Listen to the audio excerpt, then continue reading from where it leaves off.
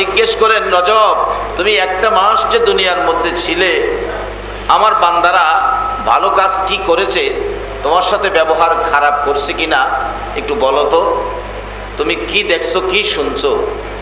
ওই রজব বলেছে, আল্লাহ আমি তো কানে শুনি না, কোনো অন্যায় অপরাধ জুলুম অত্যাচারের কোনো খবর আমার কানে আসে নাই। তোমার বন্ধু আমাকে বধির বানিয়েছে, কানে শুনে নাই, সে পর্যায়ে এই মাস আমাকে ঘোষণা দিয়েছে, কাজেই আমি অন্যায় অত্যাচার জুলুম কোনো কথা আমার কানে আসে নাই। তাহলে বোঝা যায় তোমার বান্দারা, তোমার বন্ধুর উম্মতেরা এই মাসে যা করেছে ভালোই করেছে। তাই এই চাঁদটা আমাদের পক্ষে কিনা বলুন? পক্ষে বানাইলেন কে? নবী মুহাম্মদুর রাসূল।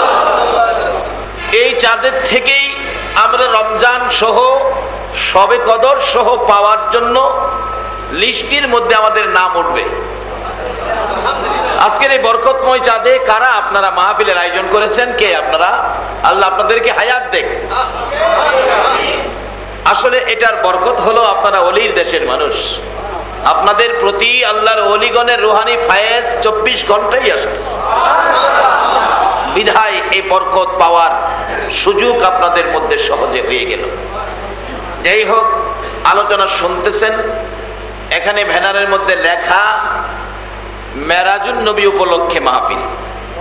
আসলে এটা আমাদের গুরুত্ব সহকারে বোঝা দরকার।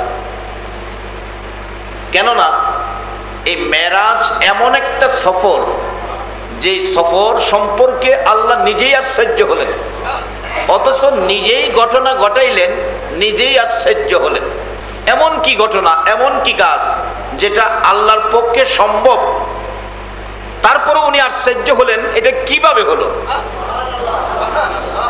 এমন এক বন্ধুকে দিয়ে আশ্চর্য সফর করাইলেন, যে বন্ধুর সাথে মালিকের সম্পর্ক কত গভীর। নিজের নাম রাখছে রাব্বুল আলামিন, বন্ধুর নাম দিলেন রাহমাতাল লিল আলামিন। রাব্বুল আলামিনের শেষের শব্দটা আলামিন, রাহমাতাল লিল আলামিনের শেষের শব্দটাও আলামিন। আলামিন আলামিন।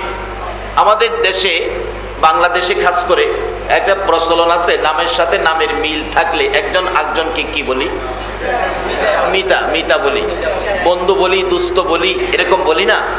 তা আল্লাহ কত সুন্দর করে দুস্থের পরিচয় আমাদের কাছে দিতে চাইতেছে। কালিমা বানাইছে লা ইলাহা ইল্লাল্লাহু মুহাম্মাদুর রাসূলুল্লাহ। লা ইলাহা ইল্লাল্লাহর মধ্যে 12টি হরফ, আবার মুহাম্মাদুর রাসূলুল্লাহর মধ্যেও ঠিক 12টি হরফ। লা ইলাহা ইল্লাল্লাহর 12 অক্ষরে কোনো ফুটা নাই, নক্তা নাই, পরিষ্কার। আবার মুহাম্মাদুর রাসূলুল্লাহ নামের 12 অক্ষরেও কোনো নক্তা ফোটা নাই। আল্লাহ বলছে, বন্ধু তোমার নামেও 12, আমার নামেও 12। 12 কত? আল্লাহ কয়, বন্ধু দিনে 12 ঘন্টা, রাতে 12 ঘন্টা, দিনে রাইতে 12 ঘন্টা, 24 ঘন্টা। 12 24, তুমি আর আমি 12 24। 24 ঘন্টার কোনো অপরাধী যদি 24 ঘন্টা অপরাধ করে, তুমি আর আমি মহব্বতের নামের কালিমাটা, 24 অক্ষরের কালিমাটা যদি একবার পাঠ করে, তাহলে 24 ঘন্টার গুনাহ মাফ হয়ে যাবে। এইভাবে শুধু বন্ধুর সাথে নিজের নাম সাজাইলেন না, সমস্ত কাজ কামগুলি এইভাবেই সাজাইলেন। আপনি যেখানেই যাবেন, বন্ধুর সাথে বন্ধুর একটা খবর নিশান আছে। আজকে সেই নবীর উম্মত করে যে আল্লাহ আমাদেরকে দুনিয়াতে দিয়েছেন, এর চেয়ে বড় পাওয়ার আর কিছু আছে? আবু বকর সিদ্দিক রাদিয়াল্লাহু তাআলা জীবনী তালাশ করুন। উনি যেদিন দুনিয়ার থেকে বিদায় হবেন, আবু বকর সিদ্দিক যেদিন দুনিয়ার থেকে বিদায় হবেন, ওনার ঘরে বাতি জ্বালানোর তোল পর্যন্ত ছিল না। নবীজি একদিন মসজিদে নববীতে রুমালটা বিছাইয়ে ডাকতেছেন, তোমরা কে আমাকে ভালোবাসো? ভালোবাসার প্রমাণ আমি দেখতে চাই। সাহাবীরা দৌড়ায় বাড়িতে গেছেন, যে যা পাইলেন সব লইলেন। ইয়া রাসূলুল্লাহ, এই যে লন আপনার ভালোবাসাই। রাসূল বলেন, কি আনছো? ঘরে যা ছিল অর্ধেক নিয়ে আসছি, তুমি 4 ভাগের 3 ভাগ নিয়ে আসছি, তুমি 4 ভাগের 1 ভাগ নিয়ে আসছি, এরকম বলতেছেন। রাসূল বলেন, সবাই তো নিয়ে আসছো আমার ভালোবাসা দিতে, আমার আবু বকর তো আসে নাই। কিতাব লেখে আবু বকর ঘরে গিয়ে চোখের পানি ছেড়ে দিলেন, আজকে কি দিয়ে রাসূলের ভালোবাসার পরিচয় দিব? আমার ঘরে তো কিছুই নাই, আগেই তো সব দিয়ে দিলাম। অবশেষে আবু বকর নিজেও ঘরের মধ্যে রুমাল বিছাইয়া খুঁটিনাটি জিনিস, কুপি বাতি, তারপরে তরকারির চামিচ, 4 কাপ, ভালোবাসার পরিচয় নিতে চাইলেন আবু বকর সিদ্দিক রাদিয়াল্লাহু তাআলা। ঘরের মধ্যে কিছুই নাই, খুঁটিনাটি জিনিস যা ছিল সব প্যাকেট করেছে। আবু বকরের বিবি সামনে দাঁড়াইলেন, স্বামী গো, একেবারে কিছুই নাই, সব প্যাকেট করেছো, কি ব্যাপার? বিবি, তুমি তো খবর রাখো না, রাসূল খুশি করার জন্য, রাসূল পাকের ভালোবাসার পরিচয় দেওয়ার জন্য সব নিয়েছি, ঘরে কিছু রাখবা না? বিবি, রাসূল যদি খুশি হয় ঘরে কিছু থাকা দরকার নাই। আবু বকরের বিবি বলতেছেন, স্বামী গো, শুনেছি মদিনার মহিলারাও নাকি গলার হার, কানের অলংকার খুলে খুলে রাসূল খুশি করতে দিয়েছে, আমারও তো মন চায় কিছু দিতে। আবু বকর সিদ্দিক রাদিয়াল্লাহু তাআলা বলেন, বিবি তুমি কি দিবে? ঘরে তো কিছুই নাই, আমি তো সব নিয়ে নিয়েছি, কিছুই করে নাই, কিছু থাকা দরকার নাই, রাসূলকে যদি পাই আর কিছুই লাগে না। অবশেষে দেখা গেল আবু বকর সিদ্দিক রাদিয়াল্লাহু তাআলা আনহুর বিবি ডাকতেছে, স্বামী, মহিলারা মদিনার সবাই দিছে, আমিও দেব, কারণ মদিনার মহিলারা পর্যন্ত আমার নবীর জন্য কি পাগল। মদিনার ইতিহাস, নবী যুদ্ধে যাবে, মহিলাদের যুদ্ধে যাওয়া নিষেধ। নবীকে দেখে রাস্তা দিয়ে হাইটা যাইতেছে, পূর্ণিমার চাঁদ, একটা মহিলা সহ্য করতে না, 6 মাসের একটা বাচ্চা ছেলে ছিল, এই ছেলেটা কোলে নিয়ে নবীজির সামনে হাজির। ইয়া রাসূলুল্লাহ, যুদ্ধে যাবেন, আমার কলিজা মানে না, না জানি আপনাকে কেউ আঘাত করে, নবী গো আমার এই 6 মাসের ছেলেটা নিয়ে যান। 6 মাসের ছেলে কি যুদ্ধ করতে পারবে? মহিলা বলেন, না পারবে না। তাইলে আমি কি করব?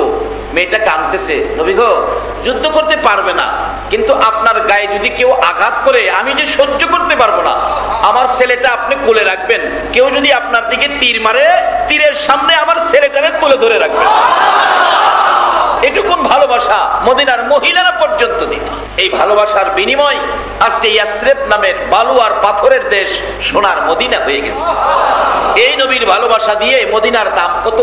মক্কা মদিনা ঝগড়া করে, মক্কা কয় মদিনা রে তোর দাম নাই রে মদিনা, আমি মক্কা কত দামি। মদিনা জিগায় এত দাম তোর কি দিয়ে? তুই টের পাস না আমার মধ্যে জমজম, তোর মধ্যে নাই। মিনা মুজদালিফা, সাফা মারওয়া, আরাফা, খানায় কাবা তোর মদিনায় নাই, আমার দাম বেশি না। মদিনা ডাকে, ও মক্কা বাহাদুরি কি নিয়ে করতেছিস? জমজম, আরাফা, মিনা মুজদালিফা, খানায় কাবা নিয়ে আমি মদিনার দিকে তাকিয়ে দেখ, এমন এক নবী আমার বুকে ঘুমাইছে, যেই নবী না হইলে তোর খানায় কাবাটাও হতো না।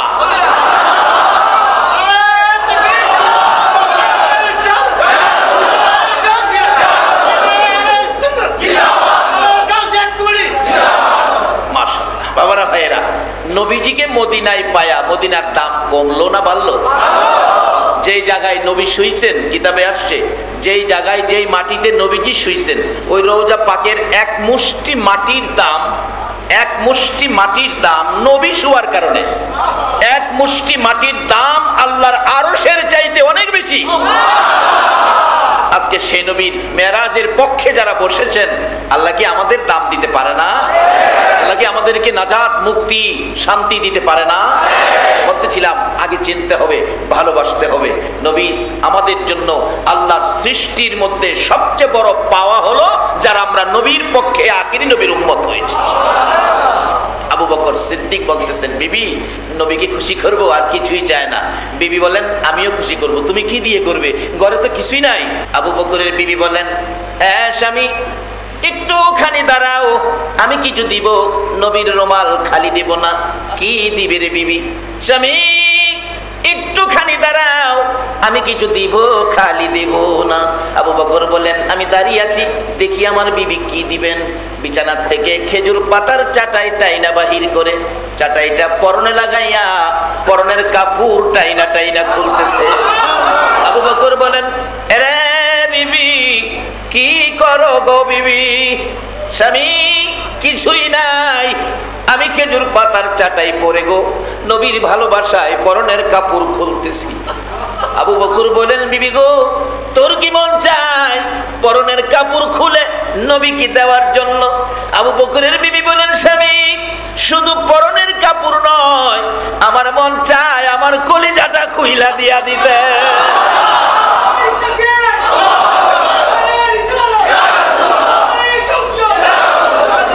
বলুন, নবীর এই ভালোবাসায় তাদের লাভ হলো না লস হলো?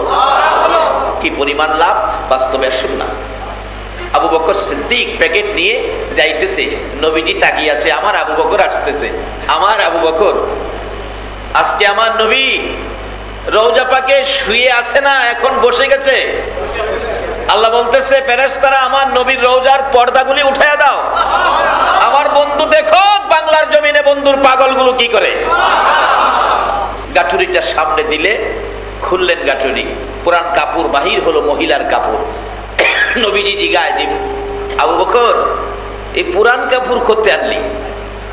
হযরত জিবরাইল আলাইহিস সালাম খেজুর পাতার পোশাক পরে নবীজির সামনে হাজির। ইয়া রাসূলুল্লাহ, আল্লাহর সালাম গ্রহণ করুন।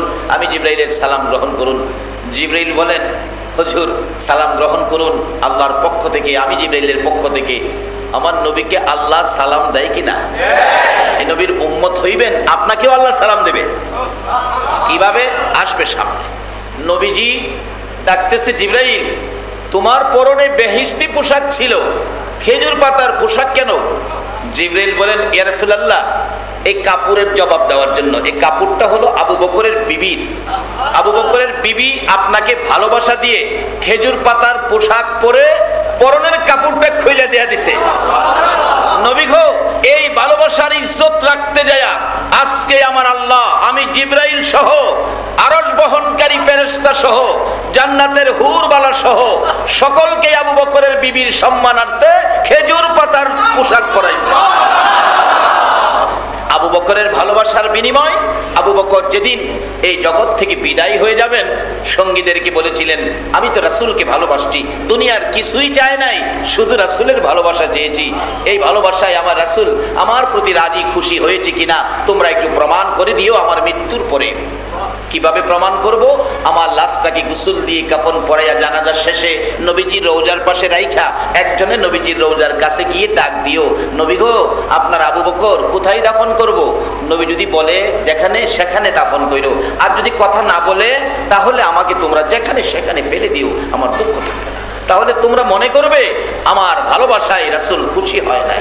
যেদিন আবু বকরের ইন্তেকাল হলো, গোসল দিয়ে কাফন পরাইয়া জানাজা শেষে নবীজির রওজা পাকের পাশে রেখে হযরত আলী রাদিয়াল্লাহু তাআলা আনহু ডাকতেছে, ইয়া রাসূলুল্লাহ আপনার গোলাম আবু বকর আপনার পায়ের নিচে হাজির, নবী গো বলুন কোথায় দাফন করব?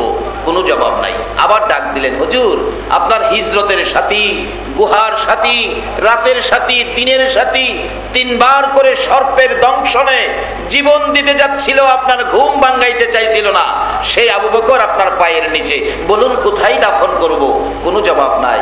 তিনবারের মাথায় হযরতে আলী রাদিয়াল্লাহু তাআলা চোখের পানিগুলো গাল বেয়ে বেয়ে জর্জর করে ছেড়ে ছেড়ে কাঁদে, ইয়া রাসূলুল্লাহ আবু বকরের বেলায় যদি কথা না বলেন গো, আমি আলীর বেলায় জানি কি হয়। এমনি সময় দেখা যায় হাজার হাজার সাহাবীদের সামনে নবীজির রওজা মুবারক থরথর করে কাঁপতেছে। লোকজন তাকিয়ে আছে, ব্যাপার কি, ঘটনা কি? কান পাতিয়া রাখলেন, শোনা যায় আমার নবী রওজা পাকের ভিতর থেকে ডাকতেছে, রে আলী, আলী রে, কই রে আমার আবু বকর, রে আলী দে দে আমার আবু বকরকে আমার পাশে দাফন করে দে। মদিনায় যাইয়া দেখেন আমার নবীর পাশে জান্নাতের বিছানায় আবু বকর ঘুমিয়ে আছে। কারণটা হলো ভালোবাসার বিনিময়। নবীর প্রেমের পাগল যারা প্রেম খেলা খেলে, বলুন নবীর প্রেমের, নবীর প্রেমে ওয়াজ করনি দন্ত দেয় ফেলে, নবীর প্রেমে ওয়াজ করনি দন্ত দেয় ফেলে, নবীর প্রেমের পাগল যারা প্রেম খেলা খেলে, হায়রে নবীর প্রেমের পাগল যারা প্রেম খেলা খেলে। হযরত হানজালা পাগল ছিল, নবীর প্রেমে জীবন দিল, হানজালা পাগল ছিল, নবীর প্রেমে জীবন দিল, গোসল করাইল তারে ফেরেশতার দলে, গোসল করাইল তারে ফেরেশতার দলে। নবীর প্রেমের পাগল যারা প্রেম খেলা খেলে, হাইরে নবীর প্রেমের পাগল ছিলেন আবু বকর, প্রেমে দরিয়ায় দিলেন সাঁতার। পাগল ছিলেন আবু বকর, প্রেমে দরিয়ায় দিলেন সাঁতার। হাসর মিজান পারি দিবে সেই প্রেমের বলে, হাসর মিজান পারি দিবে সেই প্রেমের বলে। নবীর প্রেমের পাগল যারা প্রেম খেলা খেলে, হাইরে নবীর প্রেমের পাগল ছিলেন হযরত আলী, সূর্যের সাথে কথা বলি। পাগল ছিলেন হযরত আলী, সূর্যের সাথে কথা বলি। নামাজে আমি পড়লে তুমি যাইবে রে তলে, নামাজে আমি পড়লে তুমি যাইবে রে তলে। নবীর প্রেমের পাগল যারা প্রেম খেলা খেলে, হাইরে নবীর প্রেমের। আমার আল্লাহ বলেন, বন্ধু হও, তোমার প্রেমে পাগলামি করেছে পৃথিবীর জমিনে তোমার উম্মতেরা, তোমার সাহাবা, কিন্তু আমার সাথে তো তোমার প্রেমের খেলা না। এই প্রেমের খেলার জন্যই এই মেরাজুন নবীর সফর। না হয়তো যে আলোচনাগুলো কাবা কাউসাইনে বসে করেছে, এই আলোচনাগুলি কি মক্কা মদিনার পাহাড়ে বসে করতে পারতো না? কিন্তু কেন এত দূরে নিল? কারণটা কি? গোপন রহস্য অনেক কিছু বেরিয়ে আসবে। আসুন আগে বাড়ি। বলতেছিলাম, প্রেম এমন এক মজার জিনিস, যারা বুঝে তারাই তো প্রেম করে, যারা বুঝে না তারা প্রেম করলে লাভ হয় না লস হয়?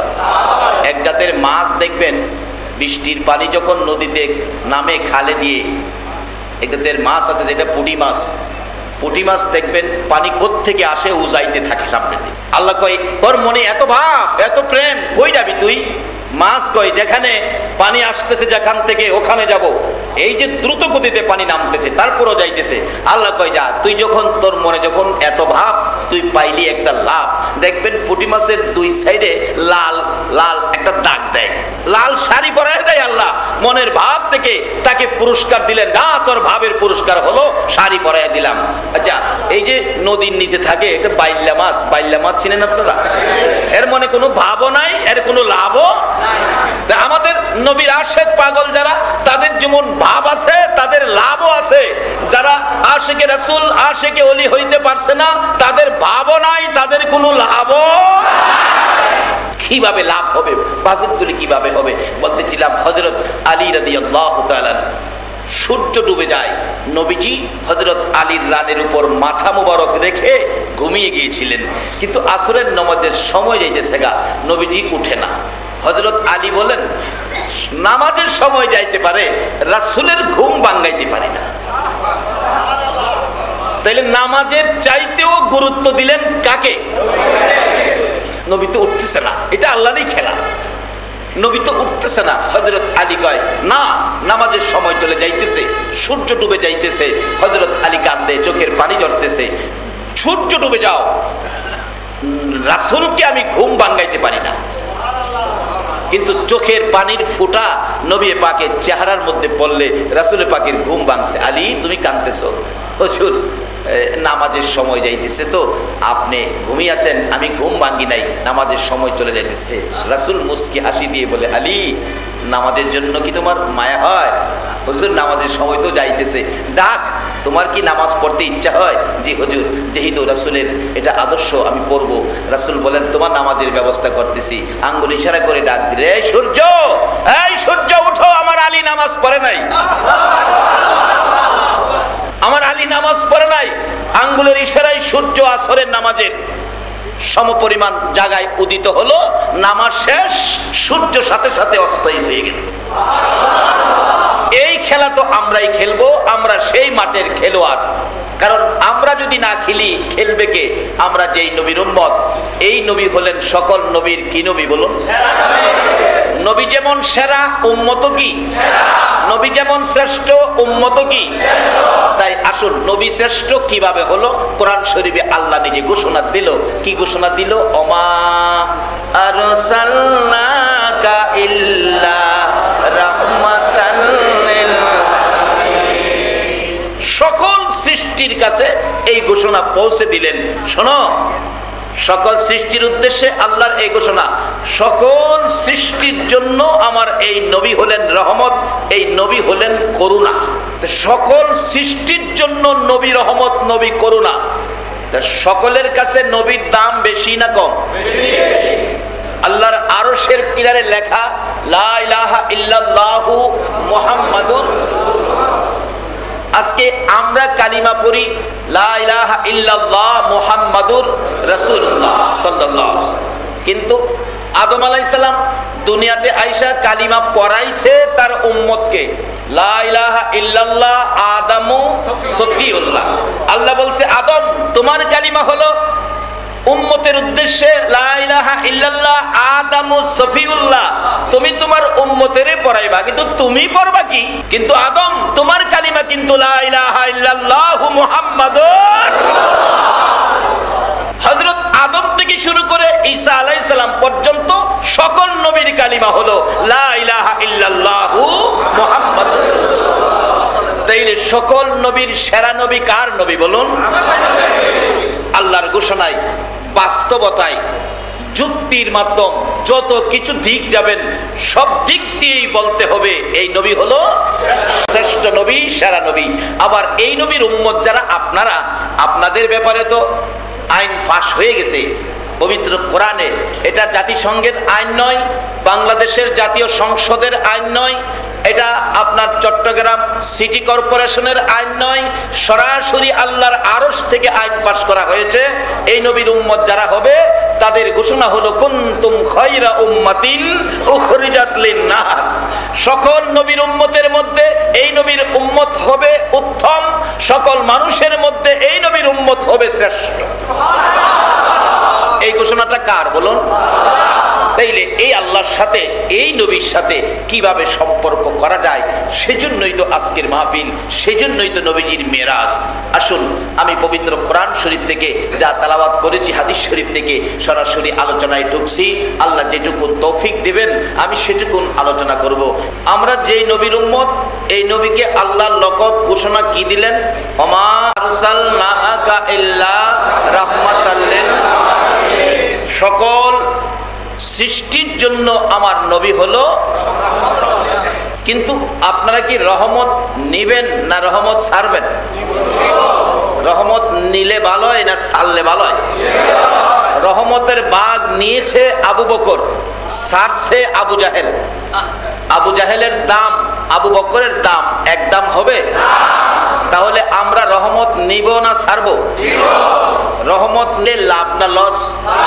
নবীর উম্মত হইলেই আমাদের নামটা উঠবে ওই খাতায় যেই খাতায় লেখা আছে কুনতুম খায়রা উম্মাতিন উখরিজাত। আজকে ওই নবীর উম্মতের জন্য এই মেরাজের আলোচনা। মেরাজ কেন গেলেন? নিজের জন্য না উম্মতের জন্য? আমাদের দেশের লোকেরা অনেক সময় কেউ কেউ সৌদি আরব যায়, ছেলে মেয়ে বিবি বাচ্চা ফালায়া সৌদি আরব যায়। কিসের জন্য যায়? রোজগার করতে। রোজগারটা কি নিজের জন্য না সন্তানাদির জন্য? সৌদি আরব যায় রুজি রোজগার বেশি করার জন্য, ছেলে মেয়ে বিবি বাচ্চা শান্তিতে থাকবে। আবার কেউ কেউ ইটালিও যায়, আবার কেউ কেউ আমেরিকা যায় বেশি বেশি রোজগার করার জন্য। আচ্ছা, এই যাওয়ার পিছনে বাবার ইটালি আমেরিকা সৌদি যাওয়ার পিছনে কারণটা তো হলো বিবি বাচ্চা নাকি? আমরা নবী মেরাজের সফরের কারণটা হলো নবীর উম্মত। ইটালি আমেরিকা সৌদি আরব যারা রুজি রোজগারের জন্য গেছে, আসার সময় কত জিনিস নিয়ে আইছে। মেয়ের জামাইয়ের জন্য আনছে, নাতিনের জন্য আনছে, বাগিনার জন্য আনছে, আবার মেয়ের জন্য স্পেশাল আনছে, ছেলের জন্য আনছে। আচ্ছা, এইগুলি যে নিয়ে আইলো এয়ারপোর্টে বিরাট বড় গাটুরি। বাবা আসার পরে কি বাবাকে জিনিসপত্র সহ বাড়িতে আনছেন না সুদা বাবারে লইয়া হেটা ফালাই দিছেন? জিনিসপত্র সব নিয়ে আইছেন না? কিন্তু কত জিনিস, কত কিসিমের জিনিস। কিন্তু আমার নবী এত ঊর্ধ্বের সফর করে স্পেশাল কোন জিনিস কারোর জন্য আনে নাই। অথচ ইচ্ছে করলে নবী খাতুনে জান্নাত ফাতেমাতুজ জাহরার জন্য বলুন কিছু কি আনতে পারতেন না? যে ফাতেমা আমার নবীর জন্য কত মায়া ছিল। নবীজি ফাতেমার বয়স যখন 8 থেকে 9, 8 থেকে 9 বছর বয়স। আমার নবী অনেক সময় পার হয়ে গেল, ঘরে ফিরে আসতেছে না। মা ফাতেমা রাস্তায় দাঁড়ায় জিগায়, যাকে পায় তাকেই জিজ্ঞেস করে, পথিকেরা রে, আমার এতিম বাবারে দেখছনি? কেউ খবর দিতে পারতেছে। ফাতেমা চোখের পানি দিয়ে বুক বাসাইয়া কাঁদতেছে। কাঁদতে কাঁদতে কাবার পাশে যাইয়া দেখে উতবা সাইবা দুই ভাই মুস্কি মুস্কি হাসে। কাছে যাইয়া ডাকে, উতবা রে, সাইবা রে, আমার এতিম বাবারে দেখছসনি? উতবা সাইবা দুই শয়তান মিলে আমার নবী খানায় কাবার পাশে সেজদায় রত পড়েছিলেন। উতবা সাইবা দুইজনে মিলে মরা উটের পছা নারী বুড়ি আমার নবীর ঘাড় মুবারকে দিয়ে রাখছে। নবীজি উঠতে পারে না, লড়তে পারে না, নারী বুড়ির নিচে পড়ে নবী কান্দে। ফাতেমাতুজ জাহরা বলেন, রে উতবা সাইবা, আমার এতিম বাবারে দেখছসনি? দুইজন কানাকানি করে পরামর্শ করে, ফাতেমা বাচ্চা মেয়ে, তার সাথে মিথ্যা কথা বলে লাভ নাই। ফাতেমা গো, তোর বাবারে কে জানি মরা উডের পচা নারী বুড়ি দিয়া ডাইকা রাখছে। ফাতেমা একটা চিৎকার মারছে, মাবুদ আমার এতিম বাবারে আর কত কষ্ট দিবা গো? একটা দৌড় মেরে যাইয়া দেখি আমার নবী নারী বুড়ির নিচে পড়ে উম্মতি উম্মতি বলে কান্দে। আরে উম্মতের কান্ডার নবী রহমতের ভান্ডার, বলুন উম্মতের কান্ডার নবী। নবী বিনে রোজে হাসরে কে করিবে পার? নবী বিনে রোজে হাসরে উম্মতের কান্ডার নবী রহমতের ভান্ডার, উম্মতের কান্ডার নবী মোদের নবী দয়ার সাগর, গুনাহগার উম্মতের পাগল। মোদের নবী দয়ার সাগর, গুনাহগার উম্মতের পাগল। রোজে হাসরে সেজদায় পড়ে কাঁদবে যারে যার, রোজে হাসরে সেজদায় পড়ে কাঁদবে যারে যার। উম্মতের কান্ডার নবী রহমতের ভান্ডার, উম্মতের কান্ডার নবী। যাইয়া দেখো মদিনাতে কান্দে নবী রোজা পাকে। যাইয়া দেখো মদিনাতে কান্দে নবী রোজা পাকে। মাফ করিয়ে দেও গো খোদা উম্মত গুনাহগার, মাফ করিয়ে দেও গো খোদা উম্মত গুনাহগার। উম্মতের কান্ডার নবী রহমতের ভান্ডার, উম্মতের কান্ডার নবী রহমতের ভান্ডার। খাতুনে জান্নাত ফাতেমাতুজ জাহরা বলেন, আমি বাবার নারী বুড়ির নিচ থেকে বাবাকে ধাক্কা দিয়ে নারী বুড়ি সরাইয়া বাবাকে দাঁড় করাইছি, বাবা চোখের পানি ছেড়ে দিছে। এই কষ্ট নবীর জীবনে করেছে, সবগুলি কষ্ট রেকর্ডে আছে কিনা বলুন? কিন্তু আমার আল্লাহ নবীজির সবগুলি কষ্টকে রেকর্ড করেছেন। যেই ঘটনা, যেই কথা, যেই আলোচনা কাবা কাউসাইনে বসে করেছেন, এই আলোচনাগুলো ইচ্ছে করলে মক্কা মদিনার পাহাড়ের উপরও করতে পারতেন, কিন্তু তা না করে এত দূরে, এত প্রাইভেট কামরায়, এত ভালোবাসার রুমের মধ্যে কেন নেওয়া হলো? কারণটা কি? রূপটা কোথায়? প্রথমত নবীজির এত উপরে নেওয়ার কারণ একটা হতে পারে এরকম, নবীর মনে খুব দুঃখ ছিল। কি দুঃখ? জন্ম হয়ে নবীজি কোনোদিন বাবার মুখ দেখে, বাবার ব্যথা ছিল অন্তরে। 6 বছর পার হয় নাই, মা বিদায়, মার ব্যথা অন্তরে। 8 বছর পার হয়েছে, দাদা ছিলেন, আদর করতেন, দাদাও বিদায়। এইভাবে কিছুদিন পর চাচা আবু তালিব নবীজি দেখাশোনা করতেন, আবু তালিব বিদায়। এইভাবে একের পর এক দুঃখ খালি বাড়তেই আছে। মা খাদিজাতুল কুবরা রাদিয়াল্লাহু তাআলা আনহার সাথে বিবাহ হয়েছে, সুখে দুঃখে পাশে থাকতেন, নবীকে সান্ত্বনা দিতেন। কিন্তু খাদিজাও দুনিয়ার থেকে বিদায়, নবীর দুঃখ যেন আর ফুরায় না, দিনার দিন বাড়তে আছে। এখন তো এই ফ্যামিলিগত পারিবারিক দুঃখ, আবার দুঃখ হলো উম্মতের দুঃখ, আবার দুঃখ হলো পার্শ্ববর্তী বাড়ি আবু জাহেল, যেখানে পায় সেখানেই নবীকে কষ্ট দেয়, যেখানে পায় সেখানেই নবীকে প্রশ্ন করে। এইভাবে দুঃখের পর দুঃখ নবীকে দেখে আমার আল্লাহ কয়, বন্ধু গো, তোমার এই দুঃখ নিবারণ হতে গেলে তুমি আমার প্রেম প্রাসাদে আসো, আমি তোমার সাথে গোপনীয় কথা বলবো, তোমার সব দুঃখ দূর হয়ে যাবে। এই কারণে হয়তো এত উপরের সফর করাইলেন। আরো কারণ হতে পারে, আমার নবীর সকল নবীর কি নবী বলুন, কিন্তু এখন আমার নবী যদি নিচে থাকে তাহলে তো শ্রেষ্ঠ নবীর শ্রেষ্ঠত্ব হয় না। আকাশে প্রথম আছে হযরত আদম আলাইহিস সালাম, দ্বিতীয় আসমানে, তৃতীয় আসমানে, প্রত্যেকটা আকাশে একজন দুজন করে নবী রাসূল আছেন। একবারে সপ্ত আকাশে হযরত ইব্রাহিম আলাইহিস সালাম আছেন। এখন আমার আপনার নবী যদি নিচে থাকে আর ইব্রাহিম নবী সপ্ত আকাশে থাকে, তাহলে মর্যাদার দিক দিয়ে ইব্রাহিমের বেশি হয়। আল্লাহ এই জন্য তোমাকে আরো উপরে নেওয়ার ব্যবস্থা করেছি। বলুন, ফেরেশতাদের চাইতে আমার নবীর দাম বেশি না কম? আরে নবী তো তুলনাই নাই। একজন এই নবীর উম্মত হইতে পারলে একজন উম্মতের দাম হইতো জিবরাইলের চাইতে অনেক বেশি। কিন্তু ফেরেশতাদের উপরের স্থান হলো সিদরাতুল মুনতাহা। এত উপরে ফেরেশতারা থাকবে, নবী নিচে থাকবে, তাহলে নবীর চাইতে দাম ফেরেশতাদের বেশি হয়ে যায়। এই জন্য আল্লাহ এখান থেকে আরো উপরে নিয়ে গেছে। আরো কারণ হতে পারে, পৃথিবীর বিজ্ঞান এখন আবিষ্কার করেছে বিমান, রফরফ, এই দিয়ে চাঁদের দেশে গেছে। রকেট দিয়ে চাঁদের দেশে যায় নাই বিজ্ঞান? সর্বপ্রথম যিনি গিয়েছেন চাঁদের দেশে রাশিয়ান বিজ্ঞানী চাঁদের দেশে গিয়ে দেখছে চাঁদের মধ্যে অ্যাক্সিডেন্ট। এটা ফাইটার হইছে চাঁদ। আরে আশ্চর্য, চাঁদে ফাটা, মাটি পরীক্ষা করার জন্য কিসের ফাটা, কিসের অ্যাক্সিডেন্ট? চাঁদ তো দুইটা না, দুইটা হলে মুখামুখি সংঘর্ষ হতো। যেমন আমাদের দেশের বাস, ট্রাক এরকম মুখামুখি সংঘর্ষ হয় না? তো একটা চাঁদ, সংঘর্ষ কিসের, অ্যাক্সিডেন্ট কিসের? এটা তো আমার বোঝার আছে। মাটি নিয়ে আসছেন পৃথিবীতে, রাশিয়ার জমিনে সে পরীক্ষা নিরীক্ষা করে দেখছে এই অ্যাক্সিডেন্টটা হয়েছে 1400 বছর আগে। তখন মুসলমানদের সাথে পরামর্শ করতে শুরু করলেন, চাঁদের কোনো ঘটনা কি আপনারা জানেন? মুসলমান বললেন, হ্যাঁ, আমার নবী আঙ্গুল ইশারা করে আকাশের চাঁদকে 2 টুকরা করেছিল। ওই বিজ্ঞানীর নাম ছিল নীল আর্মস্ট্রং।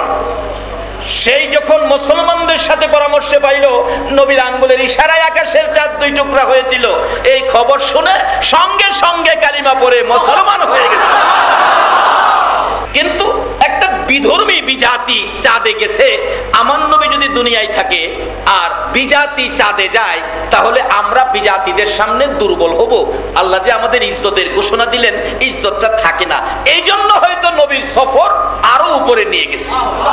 এইভাবে মেরাজের সফর গঠনের পিছনে হাজার কারণ, সবগুলি শুধু কারণ বলতে গেলে সারা রাত লাগবে। কেন নবীকে এত উপরে নেওয়া হলো? যাই হোক, মূল কারণটা হলো নবীর ইজ্জত, নবীর উম্মতের ইজ্জতকে বজায় রাখার জন্য, ধরে রাখার জন্য ফাইসালা হলো, দাওয়াত করা হলো নবীজিকে ওই সফরে যাইতে হবে। আরো কারণ, আকাশ জমিন দুইজনে মিলে দ্বন্দ্ব। আকাশে কয়, আল্লাহ তোমার হাবিব দুনিয়াতে, জমিন তো গর্ব করে আমার সাথে, তোমার হাবিব দুনিয়াতে, তুমি যদি একদিনের জন্য তোমার হাবিবকে আকাশে উঠাইতা, আমি আকাশও গর্ব করতাম। আল্লাহ কয়, আকাশ তোমার আশা আমি পুরা করব। সমস্ত ফেরেশতাকুল আল্লাহর কাছে দরখাস্ত করতেন, আল্লাহ গো, আপনার হাবিবকে যদি সিদরাতুল মুনতাহায় নিয়ে আসতেন, কারণ ফেরেশতাদের সর্ব ঊর্ধ্বের স্থান হলো সিদরাতুল মুনতাহা, এর উপরে ফেরেশতা যাইতে পারে না। অনেকগুলি কারণ মেরাজুন নবী, অনেকগুলি কারণ। এবার যাইতেছে আমরা নবী। আচ্ছা বলুন, আমরা নবী যদি সবচেয়ে বড় সফর করে, তাইলে আমরা খুশি না বেজার? আমরা দাম বাড়লো না কমলো? বাস্তবে আসুন না, একজনের বাবা থাকে সৌদি, মাসে পাঠায় 30,000। আচ্ছা, সাধারণ রোজগারির চাইতে যার বাবা বিদেশ, এই ফ্যামিলির বাজার সদাই একটু বড় হয় না? বাড়িঘরটা কি একটু পরিবর্তন না? দেখলে বুঝতে পারে এটা সৌদি আর বিদেশ থাকে। আরেকজন ইটালি থাকে, 1 লক্ষ টাকা পাঠায়। 1 লক্ষ টাকা যে পাঠায় তার বাড়িঘর কি আরো? মানুষ দেখলে বুঝতে পারে এটা কোন দেশি বাড়ি? ইটালি বাড়ি। আরেকজন আমেরিকা থাকে, 5 লক্ষ টাকা মাসে পাঠায়। বলুন, এই বাড়িটা আরো গরম না?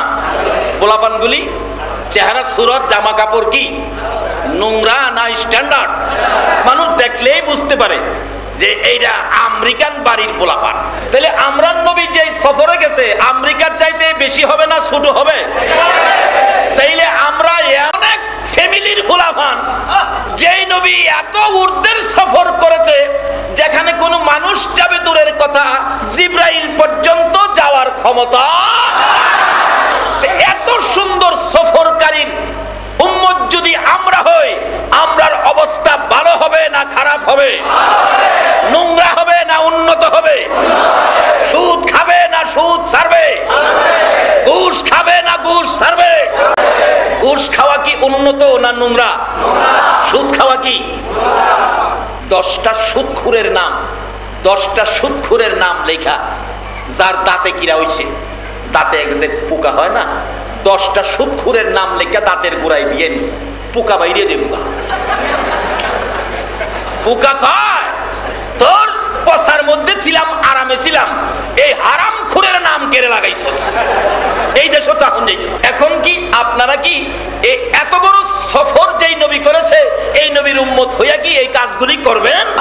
আপনাদের আচার আচরণ, চেহারা, সুরত, কাজ কাম, স্বভাব, চরিত্র দেখে পৃথিবীর সবাই যেন বুঝতে পারে এরাই হলো ওই নবীর উম্মত যেই নবীকে আমার আল্লাহ মেরাজের সফর করিয়েছে।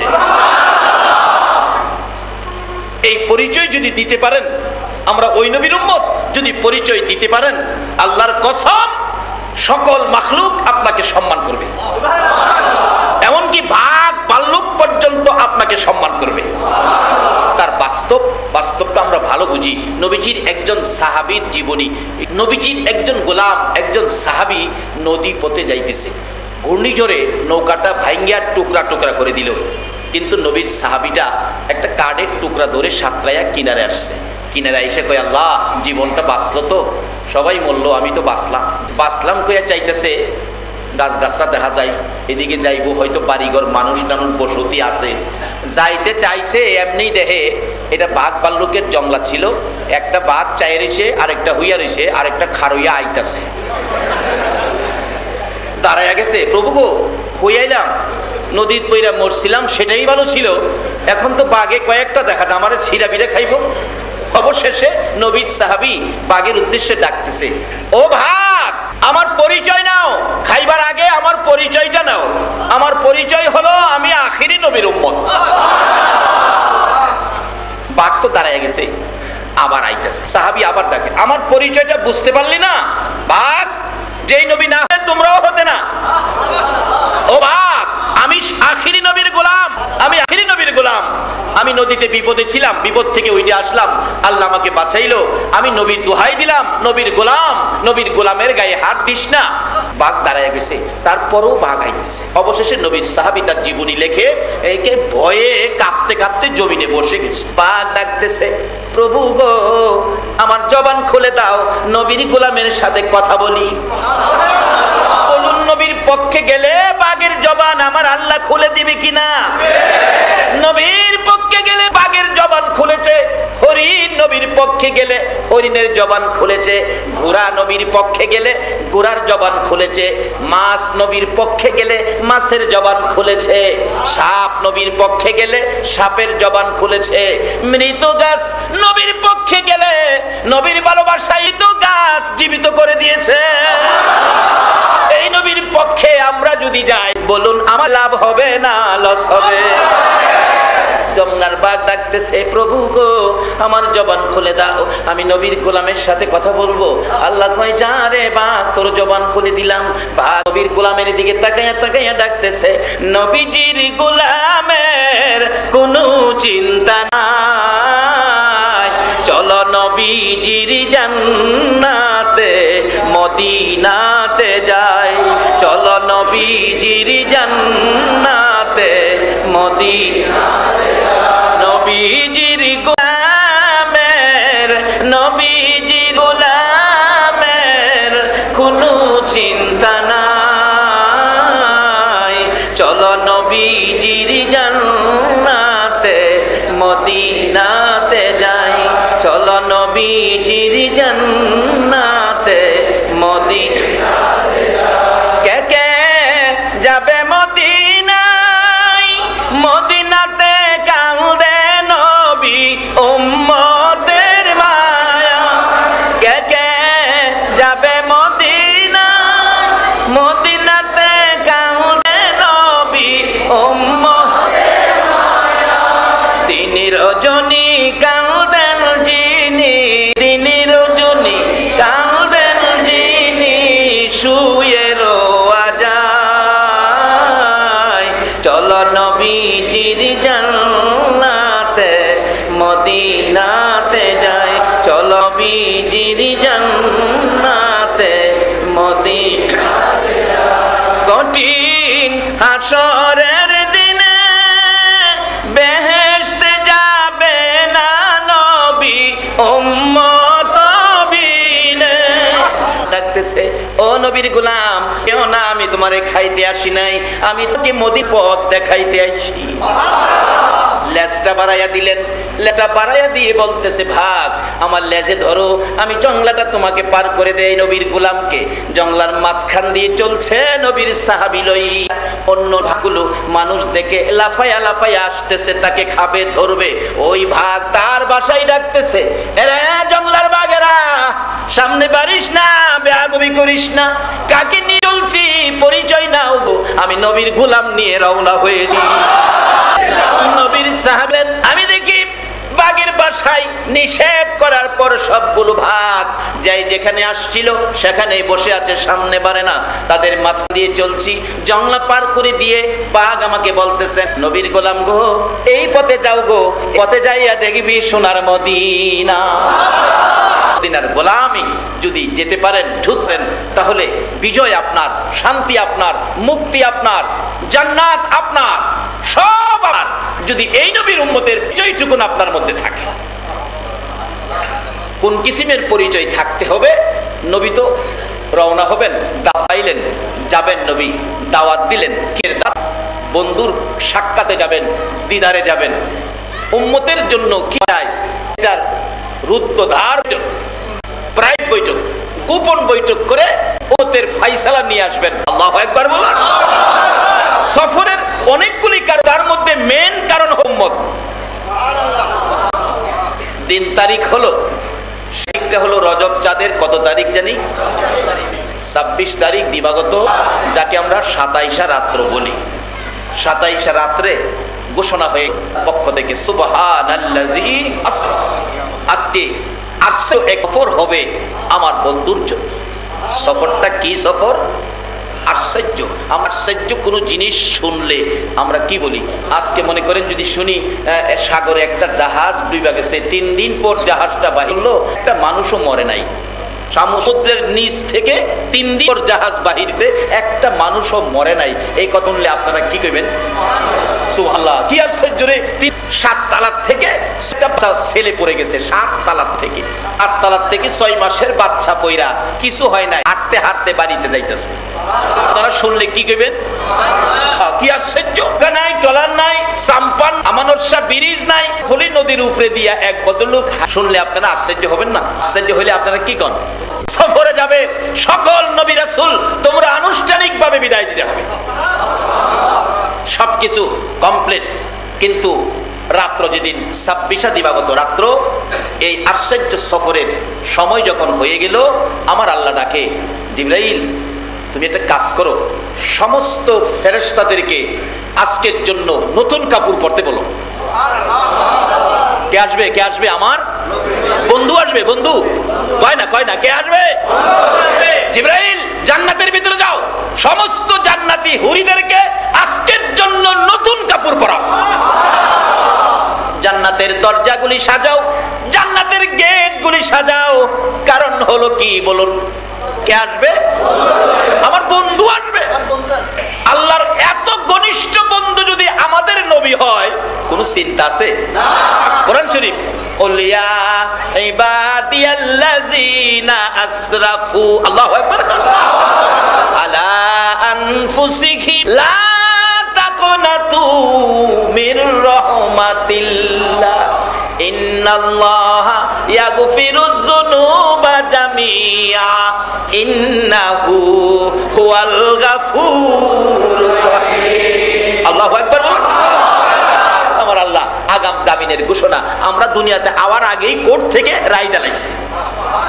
কিয়ামত পর্যন্ত যারা এই নবীর উম্মত হয়ে আসবে, সকলেই এই আওতায় পড়ব। রায়টা কি? নবী গো, আমার বান্দারা কি অর্থাৎ আপনার উম্মতেরা কি গুনাহ করছে? গুনাহ নিয়ে কি আমারে ভয় পাইতেছে? দেখছেন নবীরা আপনারা কিন্তু কয় না, আমার বান্দারা আপনার উম্মতেরা গুনাহ করছে আমারে ভয় পাইতেছে। আপনি নবী হেরারে বইলা দেন গুনাহ করলে করছে, আমার রহমত থেকে যেন তারা দূরে সরে না যায়। আপনি নবীর উম্মত যেন আমার রহমত থেকে গুনাহ লয়াও রহমত থেকে যেন দূরে সরে না যায়। যদি আমার রহমতের আশায় থাকে তাহলে আমি কি করব? তারা যা গুনাহ করছে হেরা জানে না, আমি জানি, সব গুনাহগুলি জমামু, জমায়া আমি কি করব? মাফ করে দিব। আগাম জামিন। এই নবীর উম্মতে থাকতে গিয়া যা কিছু করা দরকার আমরা কি সবগুলো করতে রাজি আছি? তাইলে জামিনের আওতায় পড়বেন। জান্নাত সাজাও, গেট সাজাও, আকাশ সাজাও। আল্লাহ বলতেছেন কে আইতাছে? কে আইতাছে? হুরিরা রে নতুন কাপড় পরো। জিবরাইল রিপোর্ট পৌঁছে দিলেন, প্রভু গো সব কিছু কমপ্লিট ঠিকঠাক হয়েছে। আমার আল্লাহ কয় জিবরাইল রে যা রে যা, জান্নাতের ভিতরে একটা কামরা আছে রে, যেই কামরাটার মধ্যে বন্ধুকে আনার বাহন বুরাক আমি বানাইয়া রাখছি।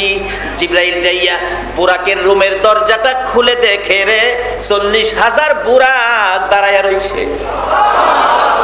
শুই না দাঁড়াইয়া রইছে। জিবরাইল জিগাই তোমরা কি বুরাক? জি। আপনি জিবরাইল? হ। নবীকে আজকে আনবেন? আমরা তো অপেক্ষায় দাঁড়ায় রয়েছি। কার জানি ভাগ্য হয় রাসূলকে পিঠে বসাইতে, কার জানি ভাগ্য হয়। আমরা শুই না, কোন সময় অর্ডার হয় দাঁড়ায় রয়েছি। জিবরাইল জিগায় বুরাক তোমাদের সংখ্যা কত? বুরাক বলে আমাদের সংখ্যা তো 40,000। তোমরা বানাইছে কয়দিন হয়েছে? 80,000 বছর হয়েছে। নবী মেরাজে যায় সেদিন বানায় রাখছে কয় হাজার বছর আগে। এটার মূল কারণ হলো নবীর সম্মান বাড়ানো না কমানো? বাস্তবে আসুন, আজকে যদি আপনাদের এই কি জানি কয় পুরাতন দাইয়াপাড়ার হাই স্কুল মাঠে মাননীয় প্রধানমন্ত্রী আসে, তাইলে গেট কি করবেন? গেট করবেন না? কয়টা গেট করবেন? হিসাব পাওয়া যাইব? যে যেন সুযোগ পায় হেনই গেট। আচ্ছা এত গেটের দরকার কি? একটা গেট হইলেই তো হয়। এত গেট করার পিছনে কারণটা কি? প্রধানমন্ত্রীর সম্মান কমানো না বাড়ানো? আচ্ছা গেটটা কি যেদিন প্রধানমন্ত্রী আসবে এদিনই করবেন? আরো কি আগে? হাল্লা কয় দুনিয়ার একটা মানুষের ইজ্জতে যদি একটা গেট হইলে চলে 70টা করতে পারো, যেদিন আইবো এদিন বানলেও গেট চলে, এক সপ্তাহ আগে বানতে পারো। আমার হাবিবকে মেরাজের অনুষ্ঠান আনুষ্ঠানিকভাবে করার জন্য 40,000 বুরাক 80,000 বছর আগে বানায় রাখছে। বলবেন বুরাক নিয়ে আইছে একটা, 40,000 কি দরকার? প্রশ্ন আসতে পারে। এখন তো মানুষ চালাক, প্রশ্ন করবো হুজুর 40,000 বানাইছে কি লিখিয়া? একটাই তো নিয়ে আইছে। আচ্ছা আপনার মনে করেন প্রধানমন্ত্রী হেলিকপ্টারে নামছে আইসা লালদিঘির ময়দানে, ওখান থেকে প্রধানমন্ত্রী নিয়ে আসবেন। আচ্ছা একটা হোন্ডা যদি এই পাড়ার থেকে যায়, এক হোন্ডাই কি প্রধানমন্ত্রী সিনাইয়া আনতে পারবে না? একটাই পারতো না সিনাই আনতো? কিন্তু গেছে কয়টা? কয়েকশো। একটা গেলেই চলতো। আগে আইতো হোন্ডা এলাকার যুবক আনতে গেছে, একটা গেলেই চলে, রাস্তা চিনায় আনবে। কিন্তু গেছে কয়েকশো। একটা গেলে হয়তো কয়েকশো যাওয়ার পিছনে কারণটা কি? এই মন্ত্রীর দাম কমানো না বাড়ানো? তা আল্লাহ এইভাবে একটা বুরাক হইলেই চলতো, 40,000 বানানোর কারণটা কি? নবীর দাম কমানো না বাড়ানো? শুধু নবীর দাম বাড়ে এটা শেষ না তো, নবীর উম্মতের দামও কি বাড়ে? বলুন আজকে আমেরিকান ছেলে অথবা মন্ত্রীর ছেলেটার সাথে আছে, খালি কি প্রধানমন্ত্রীর ইজ্জত করবেন? ছেলেটারে কি ইজ্জত করবেন না? প্রধানমন্ত্রীর আসন দিবেন, ছেলেটারে কি বাইরে খাড়া করে রাখবেন? আসন দিবেন না? নবী যেমন সম্মানী, নবীর উম্মত। কিন্তু বাবারা ভাইয়েরা নোংরা কাজে যাবেন না। আপনি শ্রেষ্ঠ নবীর শ্রেষ্ঠ উম্মত, আপনার চরিত্র শ্রেষ্ঠ হতে হবে, আপনার কাজ কামগুলি শ্রেষ্ঠ হতে হবে, আপনার মধ্যে যাতে কোনো বেজাল না থাকে, তাহলে এই মর্যাদা আপনিও পাবেন। হইলে আগে পিছে যে মন্ত্রী মহোদয়কে আগে পিছে পুলিশ পাহারা দিয়া নিত, আবার ঘটনাক্রমে এই পুলিশেও এই হেরারে বাঁধে না। কাজেই নোংরামি করেন না, তাইলে যারা ইজ্জত করতো হেরাই কিন্তু আপনাকে বানবে। আমি কি কথাগুলো বুঝাইতে পারতেছি? আসুন, লম্বা হয়ে যাইতেছে, আমি মেরাজে যাচ্ছি, মেরাজের মূল ঘটনায় যাচ্ছি। জিবরাইল একটা বুরাক লইয়া রওনা হবেন। এখানে ওয়াজ করলে 2 ঘন্টার দরকার। কি ঘটনা আরো ঘটেছে? জিবরাইল বুরাক লইয়া রওনা হবেন। আমার আল্লাহ ডাকে, জিবরাইল রে, শুধু বুরাক লইয়া যাইস না রে, ওই জান্নাতের ওই পাশের রুম থেকে সুন্দর জামা কাপড় আমার বন্ধুর জন্য নিয়ে যাও। জিবরাইল আমার বন্ধু উম্মতের ব্যথায় ব্যতীত, উম্মতের মায়ায় এত ব্যথায় ব্যতীত রে, আমার বন্ধু জীবনে কোনোদিন ভালো পোশাক নবী গায়ে দেয় না। আজকে নবী বেড়াইতে আসবে, আরশ বহনকারী ফেরেশতারা দেখবে, জান্নাতি হুরিরা দেখবে, আকাশের ফেরেশতারা দেখবে। রে জিবরাইল, সকল ফেরেশতা দেখবে, আরশ বহনকারী ফেরেশতারা দেখবে, জান্নাতি হুরিরা দেখবে। আমার বন্ধুকে এই জান্নাতি সুন্দর পোশাকগুলি পরাইয়া নিয়ে আইসো। পোশাক সহ, বুরাক সহ জিবরাইল মক্কার জমিনে নাইমা গেছে। উম্মে হানির ঘরে আমার নবী ঘুমিয়েছিলেন। ঘরের ভিতরে ঢুকে বুরাক খানায় কাবার পাশে বাইদা রাখছে। জিবরাইল ঢুকে দেখতেছে নবীজি ঘুমিয়েছে। চিন্তায় পড়ে গেলেন জিবরাইল, এমন নবী ঘুমাই গো যাকে গায়ে ধরে ধাক্কা দেওয়া যায় না, নাম নিয়ে ডাক দেওয়া যায় না, কি করে জাগানো যাবে? আমার নবী ঘুমিয়েছে। জিবরাইল জিহ্বাখানি বাহির করে নবীজির কদম মুবারকে লাগাইয়া দিছে। ঠান্ডা লাগার পর নবীজির ঘুম ভেঙে গেলে দেখে পায়ের পাশে জিবরাইল বসা। কি করেছো জিবরাইল? হুজুর আপনার ঘুম ভেঙেছি। কিভাবে ঠান্ডা লাগলো? হুজুর আমার জিহ্বাখানি আপনার কদম মুবারকে লাগাইলাম। আমার নবী বলেন, জিবরাইল রে, সকল ফেরেশতার সরদার হইয়া কি করলি? তোর জিহ্বা আমার পায়ে লাগাইয়া দিলি। জিবরাইল বলেন, ইয়া রাসূলুল্লাহ, আমি জিবরাইল সকল ফেরেশতার সরদার হতে পারি গো, আপনি নবীর পাও মুবারকের কাছে আমি কিছুই হতে পারি না।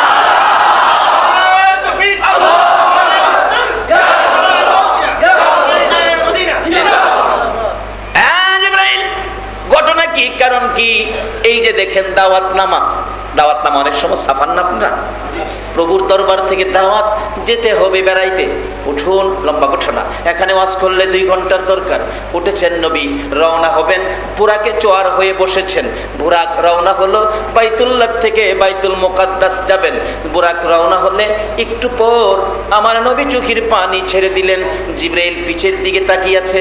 ইয়া জিবরাইল, চোখের পানি ছেড়ে দিয়ে নবীজি দুঃখ প্রকাশ করতে থাকলে জিবরাইল ডাকতেছে, ইয়া রাসূলুল্লাহ, কত সুন্দর বুরাক, যার গলার মধ্যে জান্নাতি স্বর্ণের অলংকার, যার সমস্ত পায়ে ভরিতে জান্নাতি সুন্দর বিছানা দিয়ে সাজানো হয়েছে। এমন সুন্দর সাজানো কোনো বাহন পৃথিবীতে আসে নাই। হুজুর এত শান শওকতের সফরে রওনা হয়েছেন, কিন্তু চোখের পানিগুলো কেন ঝরতেছে? আমার নবী কান্দে, জিবরাইল আমি কান্দি রে, এই সুন্দর বুরাক আমার উম্মতে পাইবনি, আমার উম্মতেরা এই বুরাক পাইব। জিবরাইল রে, আমার মনে দুঃখ রে, এত সুন্দর বুরাক আমি তো চলে যাইতেছি, আমার উম্মতেরা দেখলো না। উম্মতেরা এই বুরাক যদি দেখতো, না জানি উম্মত কত খুশি হইতো। জিবরাইলের দিকে লক্ষ্য করে আমার আল্লাহ ডাক দিয়ে খবর পৌঁছে দিলেন, জিবরাইল রে, আমার বন্ধুর চোখের পানিগুলো মুছে ফেলতে বলো। আমি আল্লাহ কথা দিলাম, এই সফরে রওনা মুহূর্তে উম্মতের জন্য নবী যখন কাঁদলো, উম্মতের ব্যথায় চোখের পানি দিল, আমি আল্লাহ কথা দিলাম, আমার বন্ধুর উম্মত যারা হবে রে, এই সুন্দর বুরাক প্রত্যেকের জন্য আমি বাজেট করে দিলাম। যাইতে যাইতে আমার নবীকে নিয়ে জেরুজালেম বাইতুল মুকাদ্দাস মসজিদের মধ্যে নামিয়ে দিলেন। নবী বলেন, নামিয়ে দেওয়ার পর দেখি হাজার হাজার নবী রাসূল, 1 লক্ষ মতান্তরে 2,24,000 নবী রাসূল দাঁড়িয়ে আছে। আদম আলাইহিস সালাম থেকে শুরু করে ঈসা আলাইহিস সালাম পর্যন্ত, সকল ফেরেশতাগণ পর্যন্ত লক্ষ লক্ষ ফেরেশতারা দাঁড়িয়ে আছে। আজান হলো, জামাতের কাতার সোজা হয়ে গেল। নবীজি এদিক সেদিক তাকায়, এত বড় জামাত ইমামতি করবে কে? আদি পিতা আদম আলাইহিস সালাম মুরব্বী, উনি নিয়ে আজকের জামাতে ইমামতি করে। জিবরাইল কয়, হুজুর কি টেনশন করতেছেন? জিবরাইল এত বড় জামাতের ইমাম কে? আদি পিতা আদম নবী। জিবরাইল কই হুজুর আদি পিতা আদম নবী, এই জামাতের ইমাম না। তাহলে জাতির পিতা ইব্রাহিম নবী কি এই জামাতের ইমাম? জিবরাইল বলেন হুজুর এই জামাতের ইমাম আদি পিতাও নয়, জাতির পিতাও নয়, এই জামাতের ইমাম হবে নবী মুহাম্মদুর রাসূলুল্লাহ। আকামত শেষ, জিবরাইল টান দিয়ে ইমামতির মুসল্লায় দাঁড় করাইয়া দিলেন। 2 রাকাত নামাজ শেষ হলো। সকল মুসল্লিরা, সকল নবী রাসূল স্লোগান দিতেছেন, ইমামুল মুরসালিন সাইয়্যিদুল মুরসালিন। সকল নবীর ইমাম বানাইছে। সকল নবীগণের মধ্যে আমার নবীরে ইমাম বানায়া সম্মান বাড়াইলো না কমাইলো? একবার ভারত আর পাকিস্তানের ঘটনা। পাকিস্তানের প্রেসিডেন্ট পারভেজ মোশাররফ, তখন প্রেসিডেন্ট ছিল না, সেনা প্রধান ছিল, সামরিক শাসন ছিল। কিন্তু ভারতে সফরে যাবেন, সফরে গেলে ভারতের প্রেসিডেন্টে গিয়ে তার সালাম দিতে হবে, স্লেট দিতে হবে, সম্মান দিতে হবে, কারণ সে প্রেসিডেন্ট ভারতের, আর সে হইল পাকিস্তানের সামরিক শাসক। আমি মুসলমান হইয়া হিন্দু বেড়ারে গিয়ে সালাম দিতাম, সম্মান দিতাম। বেচারা পাকিস্তানে যাইবার, ভারতে যাইবার আগেই আইন পাস করছে, এই সেনা প্রধান থেকে পদত্যাগ করে প্রেসিডেন্ট হইছে। প্রেসিডেন্ট হইলেও সেনাবাহিনীর পুরা দায়িত্ব প্রেসিডেন্টের কাছে। প্রেসিডেন্ট হইয়া এরপরে ভারতে গেছে, যেমন হিন্দু বেড়া আমার ইজ্জত করবো, আমি কেন হে বেড়ার ইজ্জত করবো? পদের পরে পদবি আছে না? তা আমার আল্লাহ কয় আমার নবী সকল নবীর নবী, নবী গণের নবী, আমার নবী সাইয়্যিদুল মুরসালিন, আমার নবী রাহমাতাল লিল আলামিন। সকল নবীর ইমাম বানায়া সকল নবী রাসূলগণ সম্মানী স্লোগান দিয়ে নবীটিকে বিদায় দিলেন। আমার নবী রওনা হলো প্রথম আসমানে। হযরত আদম আলাইহিস সালাম, প্রত্যেক আকাশে 1জন 2জন করে নবী রাসূল আছে। লম্বা ঘটনা সংক্ষেপ করলাম। চতুর্থ আকাশে যাইয়া দেখে হযরত ইদ্রিস আলাইহিস সালাম ডাকতেছেন, আমার নবী ইদ্রিস তুমি? জি হুজুর আমি আছি এখানে। তুমি তো বড় ভাগ্যবান নবী ও ইদ্রিস, সশরীরে আল্লাহর জান্নাতে গিয়ে নাজ নিয়ামত খাইলা, হুর দেখছো কি সুন্দর হুর, কি সুন্দর হুর। রাসূল বলছে এক একটা হুর এত সুন্দর হবে 70 পেসের কাপড় পরলেও সুন্দর দেখা যাবে। 70 পেসের কাপড়, আর আমরা তো 2টা পেসের কাপড় দিলেই হাই কোন কালারের বোঝা যায় না। ঠিক আছে, ভিতরেটা যদি বেজাল কালারও থাকে, ফেজটা মাশাআল্লাহ হন, কারণ অহন গেলাম জায়গায় জায়গায় বিউটি পার্লার বাইরেছে, বাইরেছে না? আমাদের চট্টগ্রাম আছে কিনা জানি না, আমাদের ভৈরব এলাকায় আছে। কালা মানুষটা সুন্দর করতে পারে। আমার ক্যাসেট যে করে ব্রাহ্মণবাড়িয়ার ভদ্রলোক ঢাকা নিয়ে গেছে, আমারে ছবি তুলবো, ছবি তুইলা ক্যাসেটের গায়ে দিব। নিচে পরে নিয়ে এক চেয়ারে বসাইছে, ছবি তুলতো। 2জন লোক 2 পাশে আইসা এটা কি লয়ে আইছে, হুজুর একটু দাঁড়ান। কেন? এই সেই আপনাকে দেব। আমি এই সেই দিলে কি হবে? চেহারাটা ফর্সা হবে। তখন বুঝলাম যে ফালারে বুঝি এটা ওই করে এই সেই। আমি বললাম বাবারে আল্লাহ যেটা দিছে এটাই হয় কিনা দেখো তো। এটাই যদি হয় তাইলে ছবি তুলো, আর না হয় রাস্তা খোলা আছে, দরজা খোলা আছে, আমি গেলাম। পিছেটা 2জনে ধরছে, হুজুর সর্বনাশ, আপনি যেমনি কোন এমনিই হবে। আমি সব থাকবে, টুপি থাকবে, চশমা থাকবে, সব থাকবে। এইভাবে কেরাসিন মেরাসিন লাগানো যাইতো না। ছবি তুলো, যেতটুকু আইয়ে এতটুকুই চলবো। কি কোন আপনারা ঠিক আছে না? আমি কালো মানুষও পার্লারে গেলে সুন্দর বানায় ছাইরা দেয়, আবার মুখটা ধুইলে শেষ। একটা বাচ্চা মেয়েরে পার্লারে সাজাইয়া নিছে, ঠোঁটের মধ্যে এই সেই মারছে। বেচারা আমার শ্বশুর বাড়ির গেছে বেড়াইতো, তার মা বাবা লইয়া গেছে আর কি। এই যে খাওন দিছে, খাইবার লেগিয়া এই যে সাজের জিনিসগুলি উঠতে দেবো গা, বিদায় হায় খায় না। এই যে মেয়েটারে বুঝাইলো, মা তুমি খাও না, কয় না খাইলে তো নষ্ট হয়ে যাইব। কি বিপদে চলছে মানুষ। পার্লারের সাহায্যে তোমার সুন্দর দেখাইলে হবে না, তোমার আমল আখলাক চরিত্র দিয়ে তোমার সুন্দর প্রকাশ করতে হবে। পার্লারের সাজা সুন্দর দিয়ে জান্নাতে যাওয়া যাবে, তোমার চরিত্র দিয়ে, আমল আখলাক দিয়ে, নবীর আদর্শ দিয়ে তোমাকে সুন্দর বানাইতে হবে। আবার পার্লারের মালিকরা বললেন না যে আপনাদের খারাপ কইতাছি না, আপনারা ব্যবসা আপনারা করেন, আমি আপনারা না করছি না। এই পার্লারের সাথে সাথে নবীর আদর্শের সৌন্দর্য গায়ে লাগান। যাইতে যাইতে যাইতে যাইতে ইদ্রিস আলাইহিস সালামের সাথে সাক্ষাৎ। ইদ্রিস কি সুন্দর হুর তুমি দেখছো। হুরের আরে কি পার্লারও সাজাইছে? দেখছেন না তো বাঙালি, দেখছো না তো?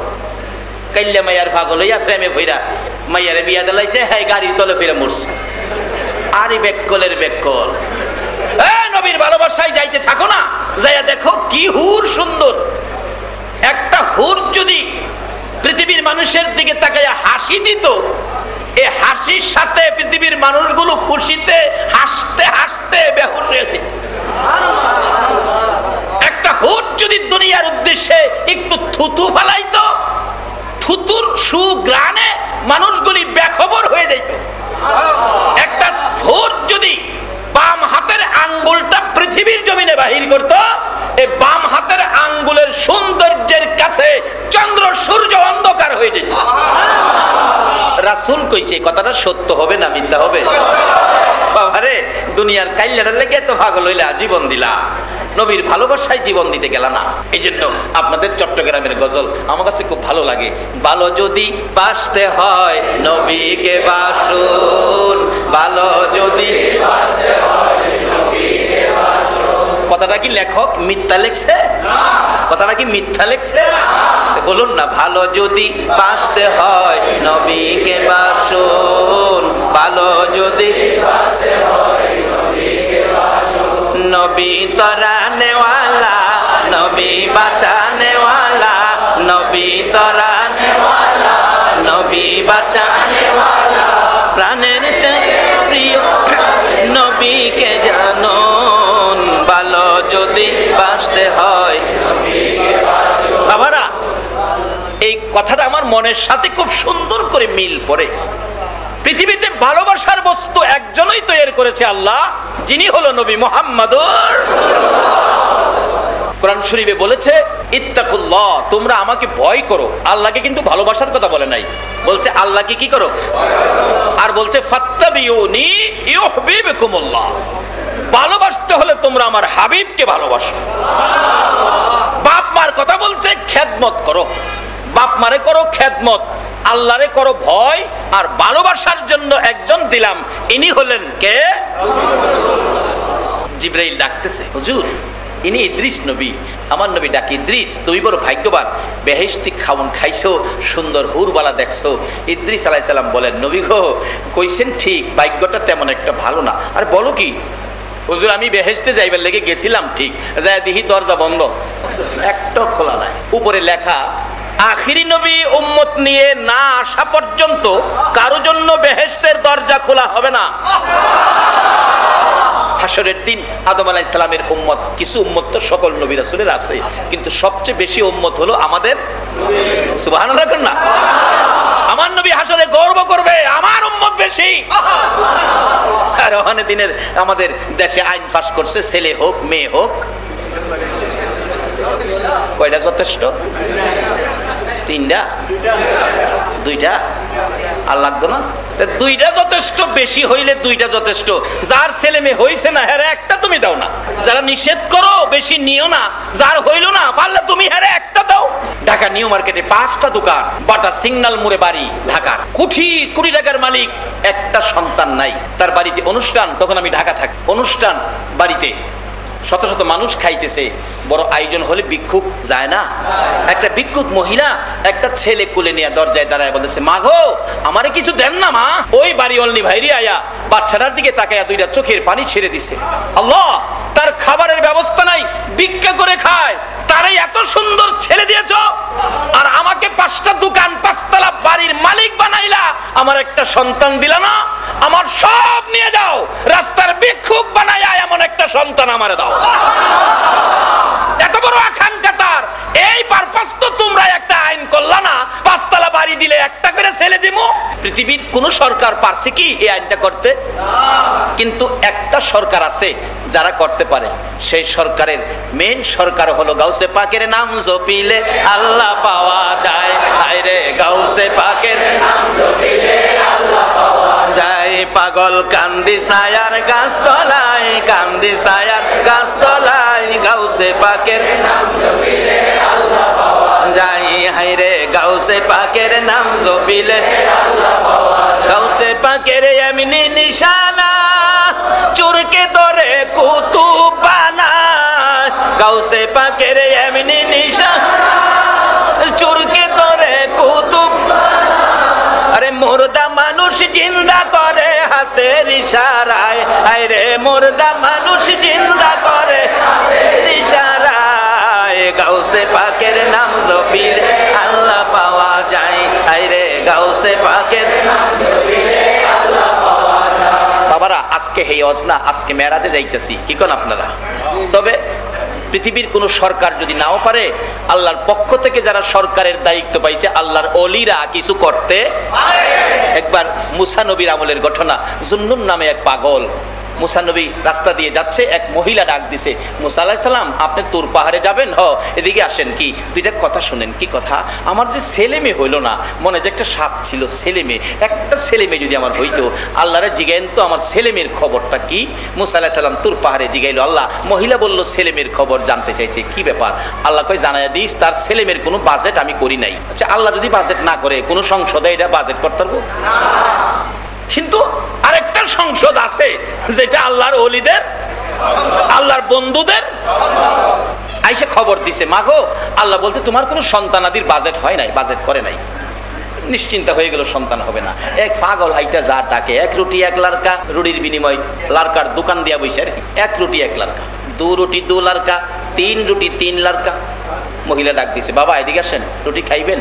হ্যাঁ, একটা রুটি দিছে। খাইয়া কয়, আল্লাহ একটা রুটি খাওয়াইছে আমার একটা ছেলে, তারে দিয়ালাইস।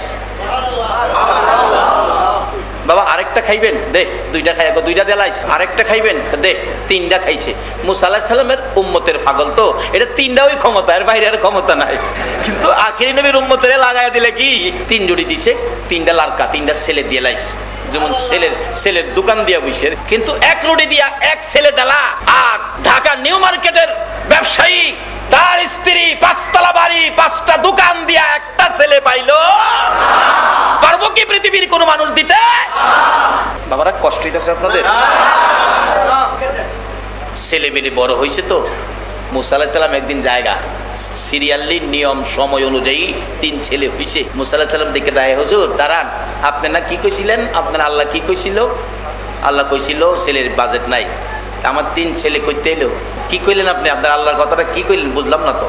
না না, অসম্ভব, আল্লাহ বলছে বাজেট নাই।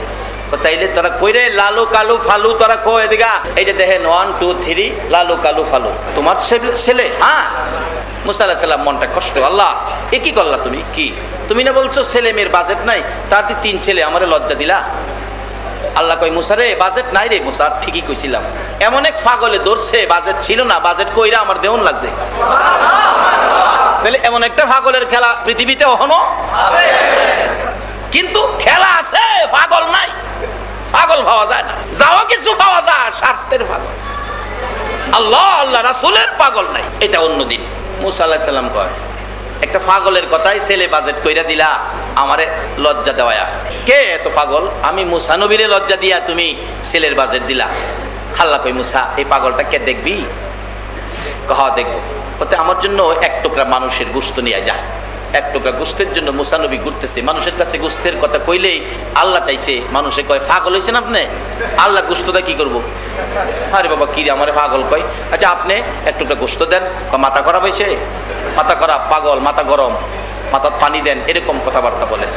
সারাদিন ঘুরছে, বিকাল হয়েছে, দেখে ওই রুটি পাগলা ঘুরে, এক রুটি এক লারকা। এই পাগল দাঁড়া, রুটি লিয়া লারকা দেশ, লারকা লইয়া রুটি দেশ, কি পাইছস? একটা কথা শুন, কি আল্লাহ এক টুকরা গোশত চাইছে, দিবি? এমনি দাঁড়ায় গেছে। বলস কি, তোর আল্লাহ কি গোশত চাইছে? তোর আল্লাহরে জিগা তো কোন দিকের গোশতটা চাইছে। মুসা আলাইহিস সালাম কই, দিক ঠিক বুঝি না, সারাদিন ঘুরছি, পাগল কইছে, মাথা গরম কইছে, মাথা খারাপ কইছে, বিরক্ত হয়ে গেছি, যেহানতে পারো সেহানতেই দে। আমি দিলাম, তোর আল্লাহ নিয়ে আবার খুশি না হয়? এখান থেকে দিছে, এখান থেকে দিছে, এখান থেকে, এখান থেকে, এখান থেকে, সারা শরীর থেকে টুকরা টুকরা করে গোশত খুলে দিয়ে বলছে, মুসা রে দিলাম রে সারা শরীর থেকে গোশত খুলে, তোর আল্লাহর জিগা কোনটা পছন্দ হয়। গোশতের ভ্যাগ লইয়া ঘুরলে আল্লাহ ডাকে, ও মুসা গোশত পাইছস নি? গোশত পাইছস নি? মুসা নবী বলেন, পাইছি গোশত, সারাদিন ঘুরছি, কেউ দিল না, একটা পাগল দিল। আমার আল্লাহ বলেন, মুসা রে সারাদিন ঘুরতে হলো কেন? তোমার শরীরে কি গোশত ছিল না? মুসা তুমি তো পারলি না এক টুকরা গোশত তোমার শরীর থেকে খুইলা দিতে। রে মুসা, কে দিছে গোশতগুলো? একটা পাগল দিয়েছে।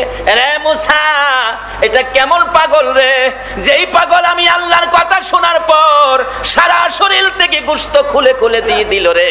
ওই পাগলে চাইলেই আমি আল্লাহ বাজেট নাই 3 সন্তানের বাজেট করে দিয়েছি। মুসা নবীর উম্মতেরা পাগলামি করে শুধু শরীরের গোশত খুইলা দিতে জানে গো, আর আখিরি নবীর উম্মতেরা পাগলামি করে কলিজা খুইলা দিয়া দিতে জানে। নবীজির কত আশেক, কত পাগল, আমার নবীর ভালোবাসায় যুদ্ধের ময়দানে হাসতে হাসতে জীবন দিয়েছে। এই নবীর উম্মতের দাম বেশি হবে না কম হবে? কিন্তু আদর্শে থাকতে হবে রাসূলের। আসুন আগে বাড়ি বাবারা ভাইয়েরা। এবার যাইতেছে মুসা আলাইহিস সালামের কথা নয়, ঈসা আলাইহিস সালামের কথা নয়, আমার নবীর কথা। চতুর্থ আকাশে বলতেছেন ইদ্রিস আলাইহিস সালাম, হুজুর আমার ভাগ্যটা বেশি ভালো নয়, দরজা বন্ধ। তবে আমার ভাগ্যটা ভালো হইতো আমি যদি ইদ্রিস নবী না হইয়া আখিরি নবীর উম্মত হইয়া যাইতাম। আমার নবী এখান থেকে অনেক কথা বলেছে, লম্বা হয়ে যাবে। পার হয়ে গেলেন যাইতে যাইতে সপ্ত আকাশে ইব্রাহিম আলাইহিস সালামের সাথে সাক্ষাৎ শেষ। নবীগণের মর্যাদা দরজা ওখানেই শেষ, সপ্ত আকাশ। আমার আল্লাহ বলেন, বন্ধু গো, নবীদের মর্যাদা থেকে তোমার মর্যাদা উর্ধে উঠাইলাম, চলো আরো উপরে চলো। জিবরাইল যাইতে যাইতে সিদরাতুল মুনতাহায়। সিদরাতুল মুনতাহা হলো ফেরেশতাদের উচ্চ স্থান, এর উপরে আর ফেরেশতারা যাইতে পারে না। সিদরাতুল মুনতাহা গিয়ে বুরাক থেকে আমার আপনার নবীকে নামাইয়া দিলেন। ও আল্লাহর বন্ধু, আর আমি জিবরাইল আর বুরাক সামনে যাইতে পারবো না, এর 1 ইঞ্চি ভিতরে ঢুকলে আমি আর বুরাক আল্লাহর নূরের তাজাল্লিতে জ্বলে পড়ে ছাই হয়ে যাব। আমার নবী কয়, জিবরাইল তুমি কি এখানে আসতে পারো? জি। এর উপরে যেতে পারো না? তো এখানে আইসাই ইব্রাহিম নবীর সাথে মাতবরি করতা। জিবরাইল মাঝে মাঝে কইতো, ইব্রাহিম নবী আমি তো আল্লাহর কাছে যাই, আপনি আর কদ্দুর আইছেন? সপ্ত আকাশে, আমি আল্লাহর কাছে যাই, আপনার কোনো পার্সোনাল কথা থাকলে আমারে বইলেন, ব্যক্তিগতভাবে আল্লাহর কাছে বলবো। এখানে আইসাই কইতা, হুজুর আমারে লজ্জা দিয়েন না, আমি এই তারি আর